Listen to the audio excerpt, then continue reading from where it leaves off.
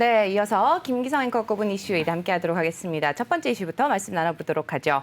네, 중국과 미국의 경기 회복세 둔화되고 있다는 분석이 나왔죠. 네, 앞에서도 말씀하셨죠. 그러니까 중국의 산업 생산 그래프를 보면서 설명을 드리도록 하겠습니다. 네. 그래프를 보시면 아시겠지만은 7월달 산업 생산이 6.4% 증가한 걸로 이렇게 발표가 됐습니다. 그러니까 당초 예상치 7.8%를 크게 미치지 못했고요.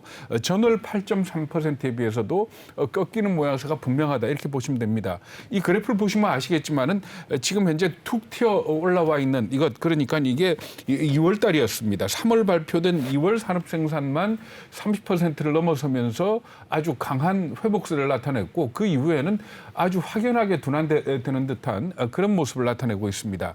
산업 생산뿐 아니고 어제 발표된 중국의 소매 판매 수치를 보더라도 지금 현재 8.5%가 증가한 걸로 이렇게 발표가 됐거든요. 그런데 이게 예상치가 11.4%였으니까 예상치에 훨씬 미치질 못했고요. 그리고 또 이 10% 밑으로 떨어진 게 올해 들어 처음입니다. 그러니까 이 그래프도 역시 보시면 아시겠지만 2월, 3월 강한 판매 증가세를 나타내고 있다가 그 이후에 뚜렷하게 둔화되는 그런 모습을 나타내고 있습니다. 여기다가 중국은 또 하나 걱정이 있습니다. 바로 델타 변이 바이러스거든요. 네. 물론 뭐 확진자 숫자가 다른 나라하고 비교하면 확연히 많은 건 아니지만은 그리고 또 이 며칠 새 감염자 숫자가 줄어들기는 하고 있지만은 아무래도 중국은 이 델타 변이 이 감염이 확인이 되면 봉쇄 조치를 취하지 않습니까?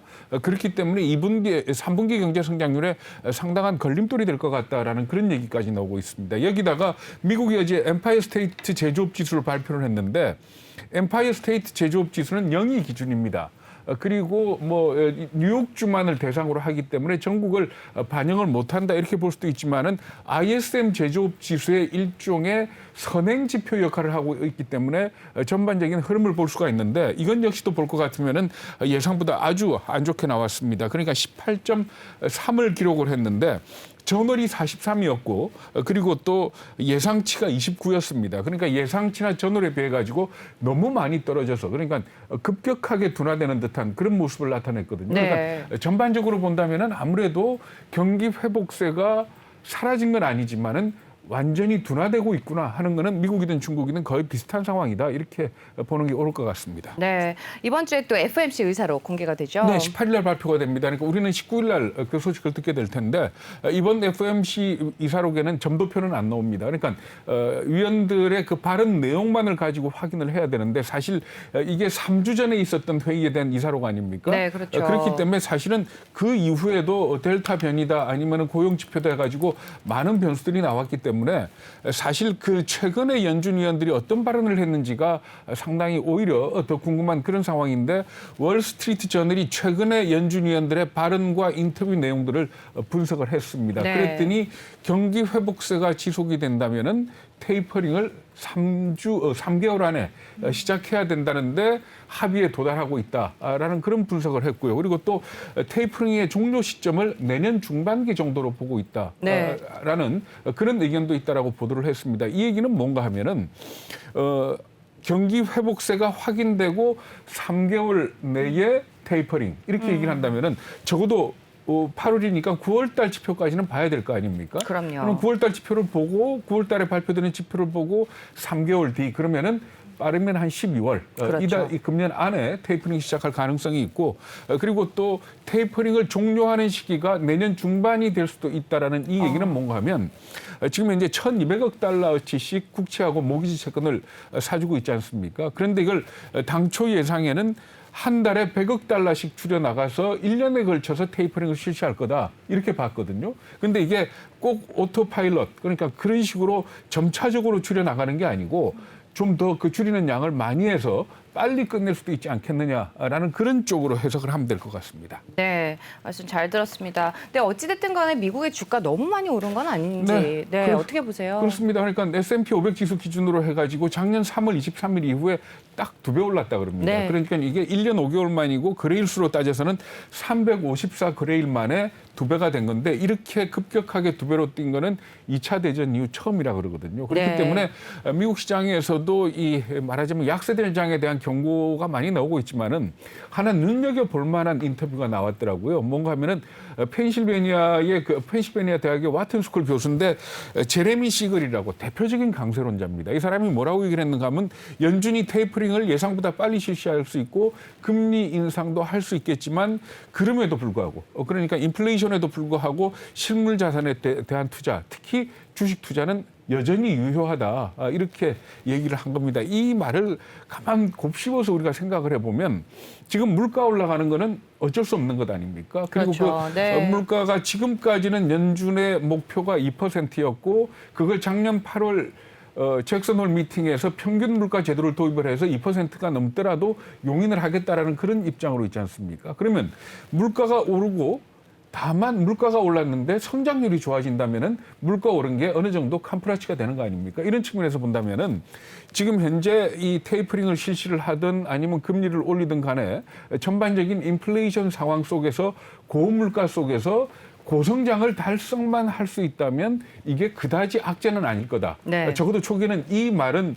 미국 시장에 한정돼서 하는 얘기입니다. 이게 신흥국 시장에까지 꼭 동일한 조건이 형성되는 건 아니겠지만 미국 시장만 놓고 볼 적에 물가가 오르더라도 고성장만 유지를 할 수 있다면 주식 투자는 여전히 유효하다. 하는 이쪽으로 받아들일 수가 있거든요. 그렇기 네. 때문에 주식 투자하시는 분들이 단순히 기업 실적이나 이런 어떤 종목에 대한 뉴스보다도 이제는 좀 거시지표, 그러니까 산업 생산이 어떻게 되고 소매 판매가 어떻게 되고 하는 이런 부분에 대해서 좀 관심을 가질 필요가 있을 것 같습니다. 네, 말씀 잘 들었습니다. 첫 번째 이슈 여기까지 들어보도록 하고요. 이어서 두 번째 이슈도 말씀 나눠보도록 하겠습니다. 두 번째 이슈는요. 바이든 대통령 취임 이후에 미중 간의 정상회담이 열리게 되면은 갈등이 좀 줄어들 것으로 예상을 했었는데 사실상 뭐 기대 난망이다 이런 얘기 나오고 있네요. 네, 그렇습니다. 그러니까 사우스 차이나 모닝 포스트가 이 내용을 보도를 했는데 얼마 전에 그 셔먼 국무부 부장관이 중국을 방문을 해서 넉 달 만에 고위급 회담을 진행을 했거든요. 네. 그래서 여기에서 뭔가 진전이 생기고 미중 간의 바이든 취임 이후 첫 정상회담을 치르게 된다면은 갈등 국면을 해소하는데 상당히 도움이 되지 않겠느냐 이렇게 기대를 했지만 기대가 난망이다 이렇게 분석을 했습니다. 그러면서 이 사우스 차이나 모닝 포스트는 미국하고 중국이 지금 풀어야 될 문제가 남중국해, 대만 그리고 코로나 기원 문제 그리고 멍한저우 화웨이 부회장 문제 있죠. 이 부분들을 풀어야 되는데 이번에 그 셔먼 부장관이 중국에 가가지고 서로 이 얘기를 나눈 결과 이 부분에 대해서 접점을 찾기가 더 어려워졌고 어떻게 보면 갈등은 더 심화되는 것 같다 이렇게 얘기를 하고 있는 겁니다. 그렇기 때문에 미중 간의 정상회담은 당분간은 좀 열리기 어렵지 않겠느냐 이렇게 예상을 하고 있는 겁니다. 네, 뭐 최근 들어서 세계 각국이 또 뭐 중국에 대한 감정이 굉장히 좋지 않은데 특히 인도가 또 갈등이 굉장히 심화됐다면서요. 네, 인도 그러면은 물론 쿼드 4개국 중에 하나니까 네. 친미적인 정책을 피고 있다 이렇게 생각을 하시겠지만 인도 그러면 대표적인 비동맹 국가의 수장입니다.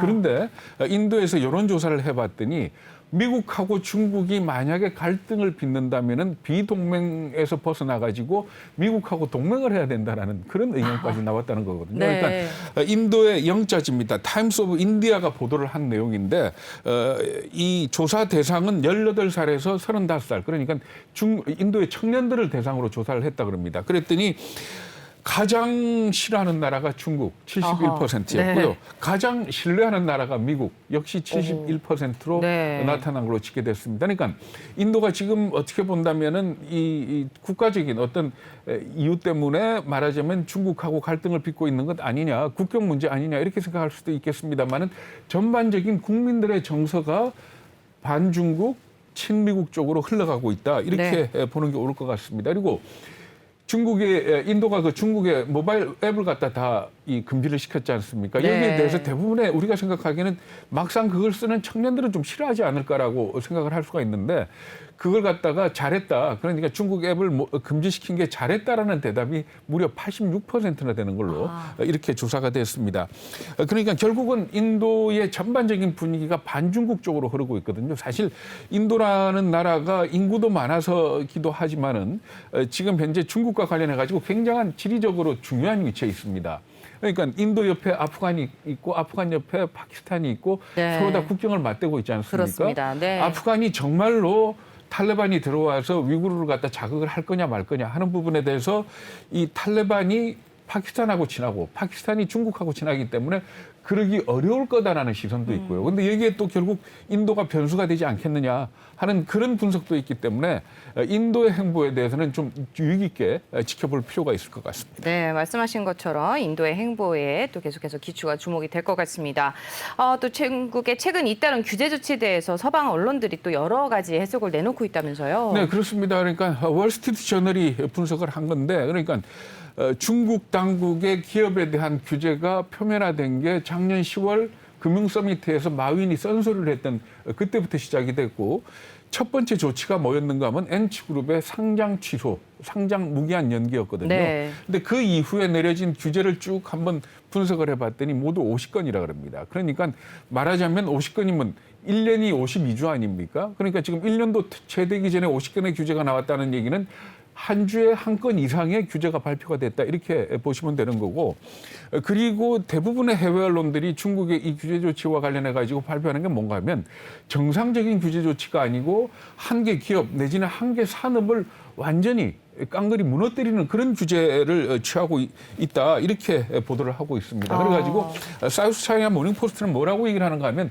지금 현재 중국이 규제를 하는 거는 일정한 패턴이 있는데 어떤 패턴인가 하면은 관영 언론이 문제점을 지적을 하고 나면 거기에 나서서 반응을 보고 중국 규제 당국이 나와서 기업을 규제하는 네. 그런 방식으로 진행이 되고 있기 때문에 중국에 대한 투자가라든가 아니면 중국에 진출해 있는 기업들 같은 경우에는 네. 관영 매체들의 보도에 행간을 읽을 필요가 있다. 이렇게 지적을 하고 있습니다. 네, 뭐 결국 중국은 뭐 중국 방식의 경제 체제로 가져가겠다. 뭐 이렇게 해석해 보면 될까요? 그렇죠. 지난번에도 한번 말씀드렸습니다만은 그러니까 마오쩌둥 시절의 공부론 모두가 다 같이 잘 사는 그러니까 네. 말하자면 공산주의 개념의 철저한 공부론을 가지고 있다가 이 등수평이 들어서면서 이게 선부론 그러니까 우선 네. 파이부터 키우자라는 그런 쪽으로 갔었거든요. 근데 지금 현재 시진핑 주석 입장에서는 이제 샤오캉 사회는 달성이 됐다라고 주장을 합니다. 이 샤오캉이라는 게 잘 아시겠지만 네. 대부분의 사람들이 넉넉하게 잘 사는 사회를 의미를 하는데 뭐 그 말이 맞는지 틀리는지는 사실은 외부에서 판단하기는 어렵지만 일단은 시진핑 주석은 샤오캉 사회를 도달했다고 선언을 했거든요. 네. 근데 물론 리커창 총리 같은 경우에는 6억 인구가 14억 중에서 6억 명이 한 달에 1,000위안 우리 돈으로 따지면은 한 20만 원도 안 되는 돈으로 살고 있다라고 얘기를 했습니다만은 이거는 이제 외부에서 분석하는 거고 어쨌든 간에 시진핑 주석 입장에서는 샤오캉 사회가 달성이 됐으니까 이제 공동의 부를 추구하는 쪽으로 가고 있다. 이렇게 보는 게 옳을 것 같습니다. 그런데 문제는 뭔가 하면 이 공동의 부를 추구한다는 게 민영기업 그러니까 자본주의에서 국가 자본주의 쪽으로 간다 이렇게 봐야 되는 거거든요. 그런데 사실 어느 나라나 마찬가지지만 국가가 관여한 국영기업들 같은 경우에는 실적도 좋지 않고 부채도 많습니다. 중국도 마찬가지거든요. 네. 그렇기 때문에 2049년까지 사회주의 현대 강국으로 가겠다라는 게 시진핑 주석의 꿈이기도 한데 이게 과연 국가 자본주의로 달성 가능하겠느냐 하는 그런 지적들은 나오고 있습니다. 네, 말씀 잘 들었습니다.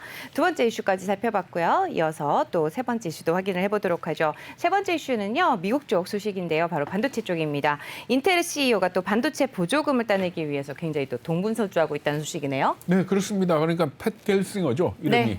인텔의 CEO인데 뭐 그러니까 대통령 만나가지고 반도체 지원금 달라 뭐 이런 얘기도 하지만은 최근에 어떤 행사를 벌였는가 하면 워싱턴의 백악관 근처에서 이 투자 계획을 추진하기 위해서 루프탑 파티를 열었다 그럽니다. 그러니까 루프탑 연회를 열었는데 잘 네. 아시겠지만은 미국에서 뭔가 기업들이 할 얘기가 있거나 할 적에는 로비 단체를 동원해 가지고 네. 상원의원, 하원의원 그리고 각종 이 관계자들을 불러 가지고 로비를 하지 않습니까? 그렇습니다. 그런 로비를 적극적으로 펼쳤다 이렇게 보시면 되고요. 그리고 팻 겔싱어 같은 경우에는 유럽에 대해서도 상당히 공을 들이고 있습니다. 그러니까 지난 3월에 EU가 디지털 산업에 1,500억 달러 를 갖다가 지출하겠다라는 계획을 발표했을 때 바로 유럽을 넘어가 가지고 독일하고 브뤼셀을 방문을 했었고요. 네. 그리고 또 최근에는 프랑스, 네덜란드, 이탈리아 정치 지도자들한테도 우리가 반도체 공장을 지을 테니 보조금을 좀 달라라는 그런 쪽의 메시지를 보낸 걸로 확인이 되고 있습니다. 네. 근데 뭐 설득을 하려면은 분명히 뭐 좀 논리가 있어야 될 텐데 어떤 논리로 이렇게 설득을 하고 있는 건가요? 네, 우선 첫 번째 논리는 그러니까 그동안에 이 보조금을 안 줘가지고 네. 결국은 아시아 쪽에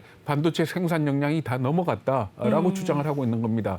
사실 1990년하고 비교를 하면 미국 같은 경우에 반도체 생산 비중이 전 세계적으로 한 37% 정도 됐거든요. 근데 이게 지금 현재 12%로 떨어졌고 네. 유럽 같은 경우에도 35% 점유율이 9%로 떨어졌습니다. 그동안에 우리나라 같은 경우에는 거의 전무하다시피 그러니까 0% 수준에서 21% 수준으로 늘어났고 대만은 0%에서 22% 그리고 중국은 0%에서 15%로 늘어났습니다. 그러니까 결국은 이 반도체 안보를 내세우면서 유럽이나 미국 정치 지도자들한테 보조금을 달라 우리가 공장을 짓겠다라는 논리로 접근을 하고 있고요. 그러면서 어느 정도 지원을 해달라 그러는가 하면 아시아에 공장 지을 때하고 유럽에서 공장을 지을 때 돈의 차이, 그러니까 보조금을 제외한 차이가 40% 정도 난다 그럽니다. 네. 그러니까 전체 투자 금액의 한 40%를 지원을 해달라 이렇게 요구를 하고 있다 그러거든요. 그러니까 결국은 이 미국 기업들 같은 경우에는 뭔가 얻어낼 때 로비하는 걸 당연하게 여기지 않습니까? 근데 우리나라는 좀 다르잖아요. 네. 로비 자체를 갖다가 죄악시 보는 그런 부분도 있는데 어쨌든 간에 반도체에서 이기려 그러면은 유럽이나 미국을 대상으로 로비를 해야 되고 그러기 위해서는 이재용 부회장이 좀 빨리 풀려가지고 적극적인 행보에 나서야 되는 거 아니냐라는 그런 지적들이 나오고 있는 겁니다.